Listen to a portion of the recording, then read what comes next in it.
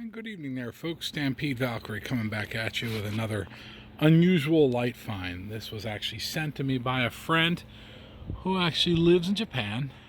And what we're looking at here is actually required, from what I've read, by law for every Japanese vehicle to actually have this in the car. And it's actually used as almost like a warning flare or a warning device for a vehicle that's been disabled or is no longer able to function, kind of like we would do in the US with road flares or a safety triangle. So I don't have the law memorized word for word, but it's a requirement that vehicles in Japan have a light, preferably initially I guess it was a beacon of some sort like this, or a red light up triangle, or now you have LED stuff that flashes purple and shows that the vehicle is disabled for safety and right of way.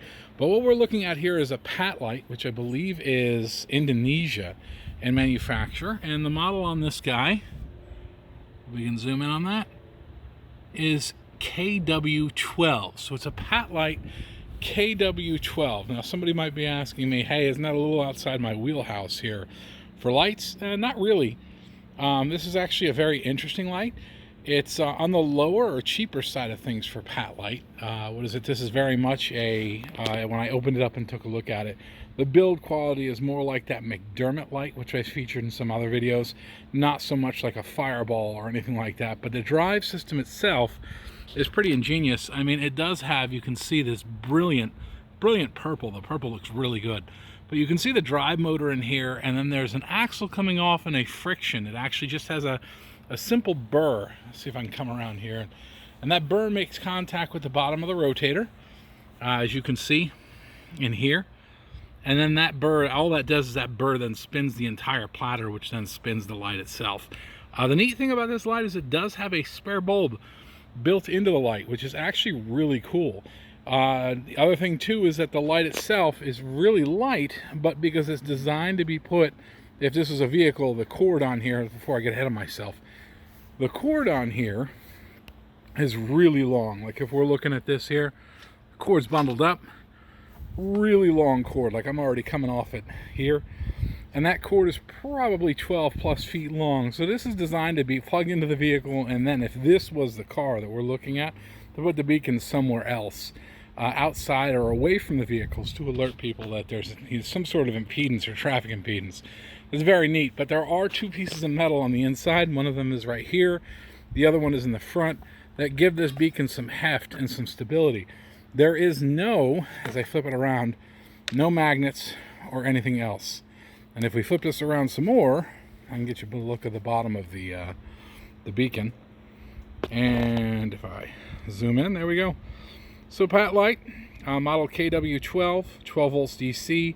The bulb is a 23 watt bulb, which I think is less than 1156. So it's actually a weaker bulb than 1156 automotive bulb. However, I would view this as being a light that it would in essence be, you could replace with an 1156 bulb. So give me a second here as we put this back down. What I'm going to do is power this guy up and take a look at it. I mean, I was attracted to it because it's purple. It's a very brilliant purple color. Very stable lamp too, once it's actually, once you set it somewhere.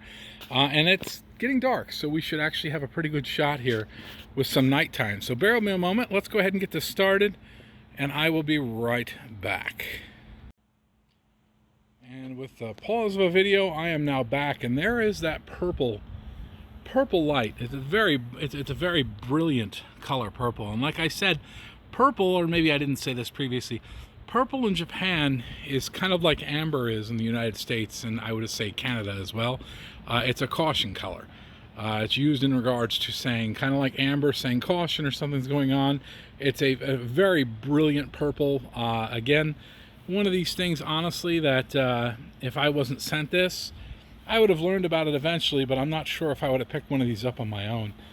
So very much a shout out to my buddy there in, is it Nagoya? He's going to kick me. I think he's in Nagoya. But very cool. I mean, very cool light. Basic Fireball type or teardrop shaped beacon. The purple is a brilliant purple color. I can get down here and give you a good once on there, but Very neat. A little bit of shaky cam. And that's it. Just wanted to kind of showcase this neat find. Nothing really crazy about it. It's just unique. And for those that are looking for this light, it's not particularly rare. You can find these lights. I actually did some research on this when I was looking at them before. You can find these lights many places. I think Amazon sells these lights. And I think you can also find them on eBay. They seem to be about, the time of this video, I think shipped, they're about 60 bucks. So obviously my buddy didn't pay too much for it. But it doesn't really matter. And in the grand scheme of things, it's just a very neat light. And understanding the history behind it and what PatLite is. PatLite makes very, very high-end beacons. For those familiar with a lot of the Japanese warning lights and so on and so forth, PatLite makes some really high-end beacons.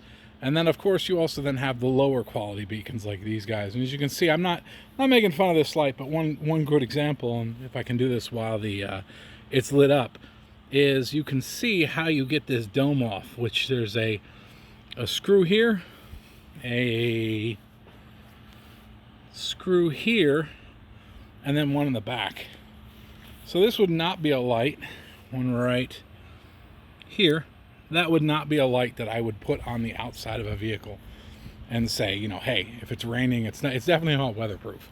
Not to mention the fact that there's no mounting options for it. It's just basically designed to be put someplace, and then it's got weights in the bottom to make sure it weights down and doesn't get blown over by any wind or knocked over. But that's it in a nutshell. I think, what am I sitting at, about 3 minutes here? So quick little video, neat little thing, parting shot. Give you a little zoom in on this guy. And you can enjoy the purple beacon. That's very cool. All right, folks, have a good evening. Hopefully you enjoyed this interesting little find as much as I have. Stampede Valkyrie signing off.